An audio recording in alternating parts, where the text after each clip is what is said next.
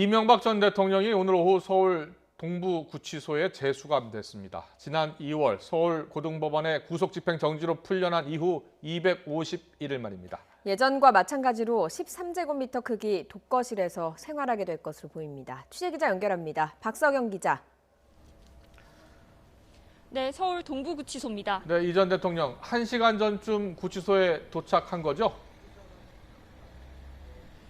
네, 그렇습니다. 이 전 대통령은 오늘 오후 1시 47분쯤 자택을 나서서 오후 2시쯤 서울중앙지검에 도착을 했습니다. 이후 5분 만에 다시 중앙지검을 출발해서 2시 40분쯤 이곳 서울 동부구치소에 도착을 했습니다. 이동하는 내내 차량에 탑승하고 있었기 때문에 이 전 대통령의 모습은 볼 수가 없었습니다. 다만 이 전 대통령은 차량 안에서 측근에게 자신의 심경을 밝힌 것으로 확인이 됐습니다.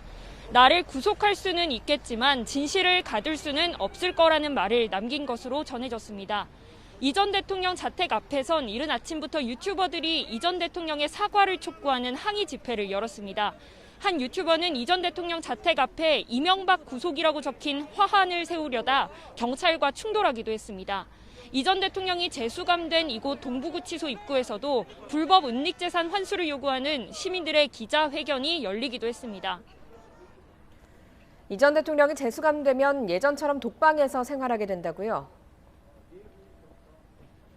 네, 이 전 대통령은 지난 2018년 3월 구속될 때부터 다음해 3월 보석으로 풀려날 때까지 1년 가까이 이곳에서 생활을 했습니다.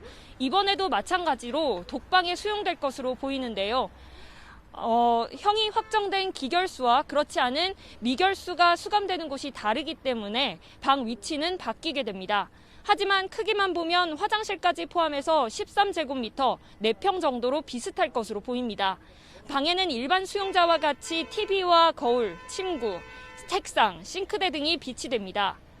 전직 대통령 수용 사례 등을 고려해 전담 교도관도 지정되는데요. 신체 검사나 소지품 영치, 그리고 수용기록부 사진, 이른바 머그샷 촬영 등은 일반 재소자와 똑같이 이뤄집니다.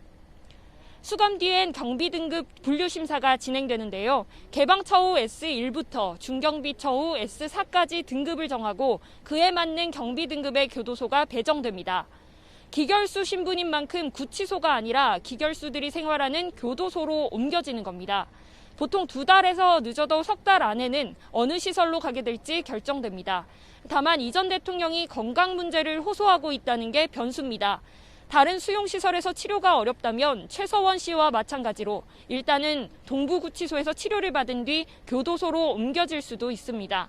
이번에 수감되면 이 전 대통령은 과거 수사와 재판 과정에서 옥살이를 한 1년을 빼고 나머지 16년의 형기를 채워야 합니다.